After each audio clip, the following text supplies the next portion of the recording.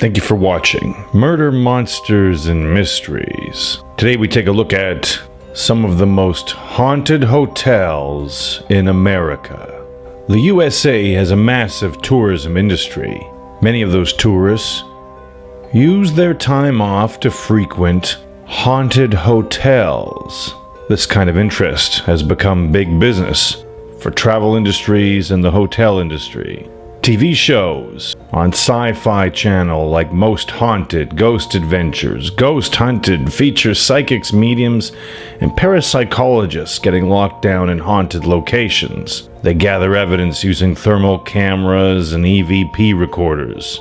And aside from TV, it's also become big business for regular people like you or me to visit these locations. What draws us to them?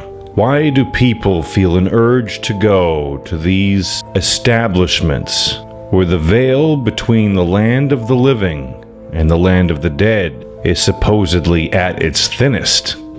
Are we drawn to these places psychologically, or is there something else beckoning us to come, to stay in the room, to witness the thin veil between realities for ourselves?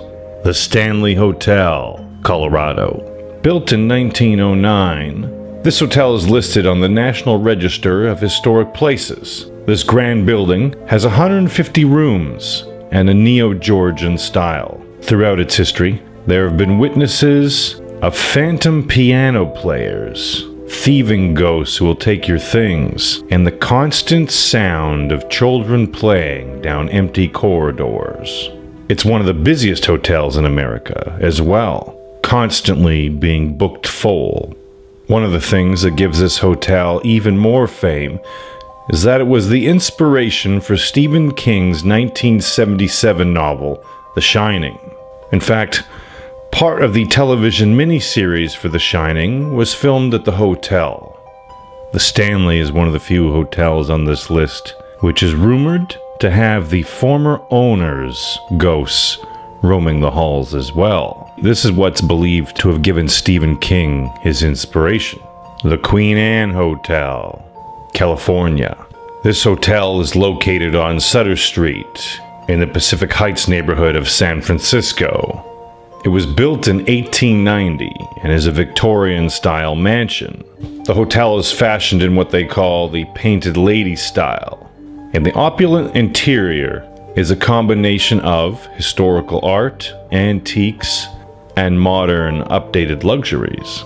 Before it was a hotel, the Queen Anne was originally an all-girls boarding school called the Mary Lake School for Girls.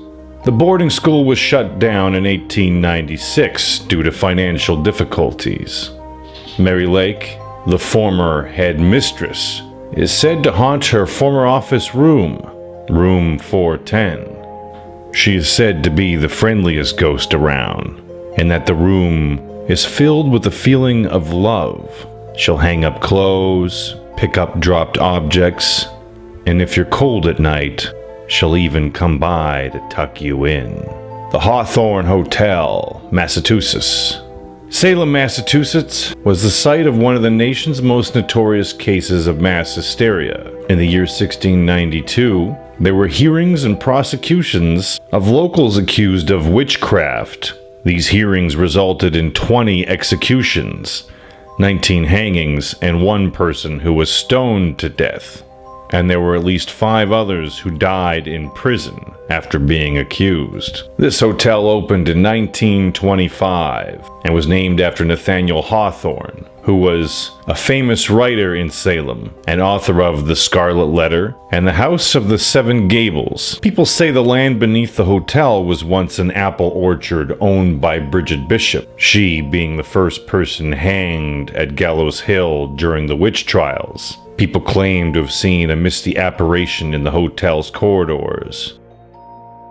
Staff and guests have both smelled a strong, rotting apple smell permeating the hallways from time to time. Other sightings at the hotel include guests seeing deceased sea captains and their widows. The lower deck restaurant of the hotel even has a former ship's wheel as part of its decorations. And now for a brief commercial break. From the evil one, deliver me. From the evil one, deliver me. At the hour of my death, At the hour of my death, call me and bid me to come to thee. call me and bid me to come to thee.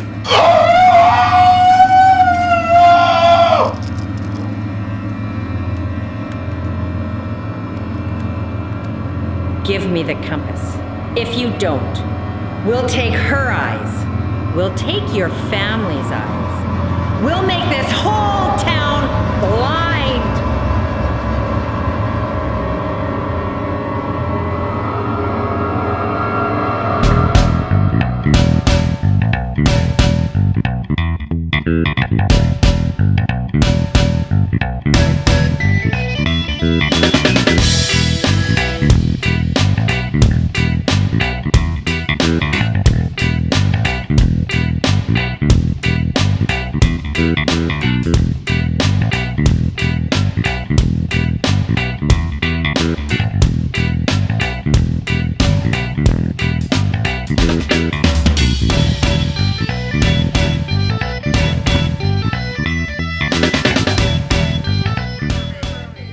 From the evil one, deliver me.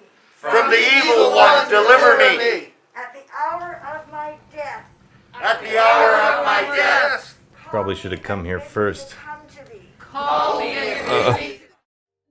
The Roosevelt Hotel, California.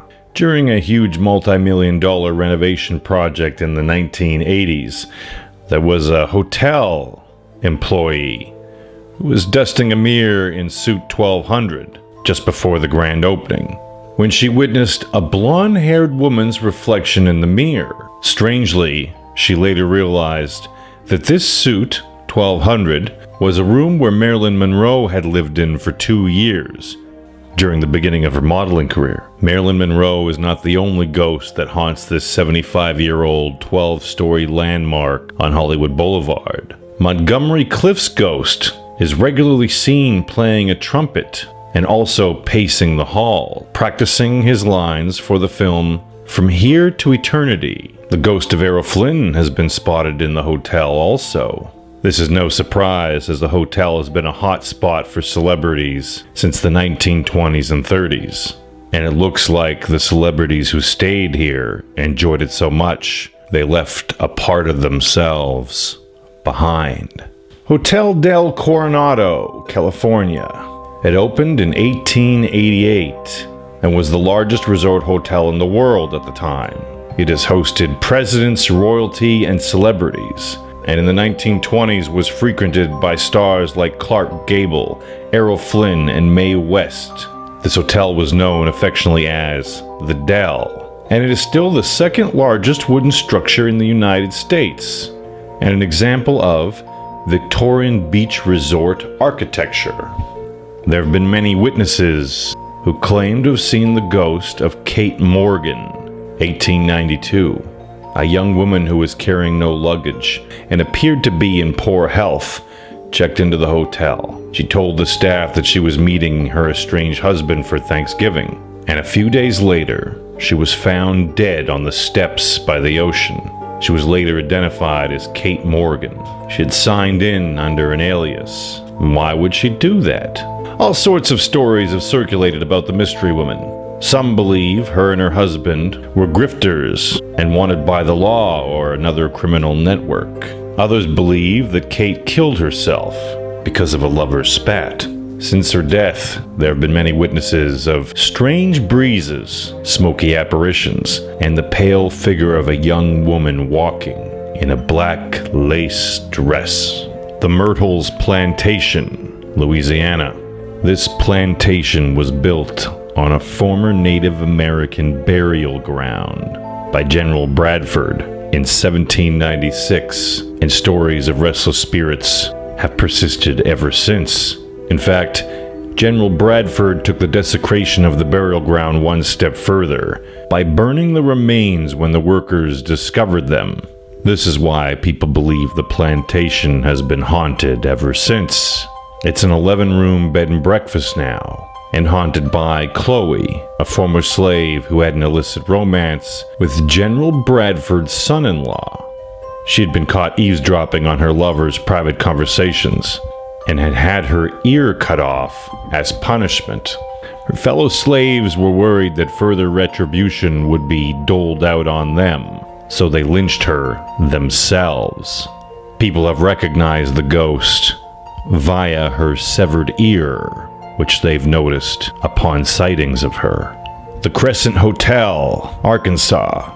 This hotel was built in 1886 and is also a member of the Historical Hotels of America Association. The building has had many uses over the years. It was originally an Ozark mountaintop resort, but it went into financial decline and reopened as a school for girls. Later, in the 1930s, the building was converted into an alternative cancer hospital and health spa. It was after this, in a terrifying twist, that it was discovered that the flamboyant medical maverick, Dr. Norman Baker, who oversaw the ward, was not a licensed doctor. He was a fraud. He had deceived patients into sham treatments. His cure for cancer was a mix of watermelon seeds and brown corn silk, alcohol, and carbolic acid.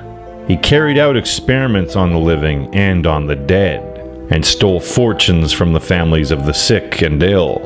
It's believed that nearly 300 residents died in the hospital, and that the crazy doctor hid the bodies on the grounds in order to keep the actual mortality rate low at the facility.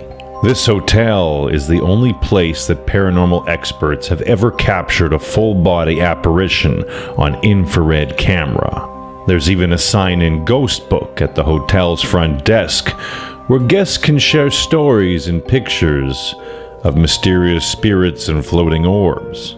Rooms 202, 242, and 218 apparently are the most paranormal. One of the ghosts believed to inhabit the grounds is named Michael, an Irish stonemason, who came all the way to America because he wanted to help build the hotel.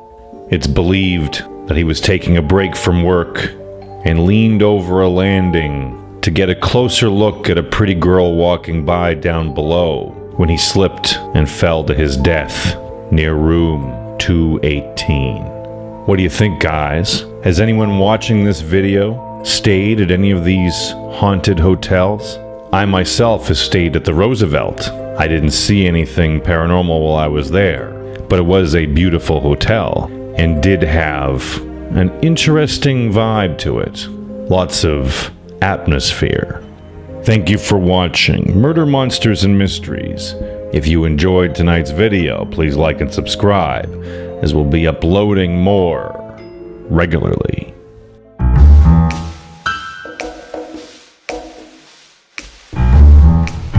Okay, this is your basic kit. Now, I'll be doing all the work tonight, so you have nothing to worry about. Okay? You got your Bible, various religious texts, different size crucifixes. Why different sizes? I'm glad you asked. The largest crucifix is so the demons can see you coming from far away. As soon as you come in the room, you command their attention and terrify them. Then we work our way down to the smallest of the crucifixes. This one, so you can sneak in. They don't see you coming. You get in really close, they think you're just a regular guy, and then BAM! You scare the crap out of them with it. Powerful stuff. Now, I kind of see you as a small crucifix sort of guy, and that is by no means a penis-sized comet. Okay. These water guns are filled with holy water, same with the flask. But use it sparingly, it's expensive stuff. I have to have mine personally blessed by an archdiocese and mailed to me. I'll use it sparingly. That's all I ask. And what are these? Don't touch those! Never touch the beans, okay? These are very important. They're not a toy. Yeah, sorry. The water guns, they used to be toys, but not anymore.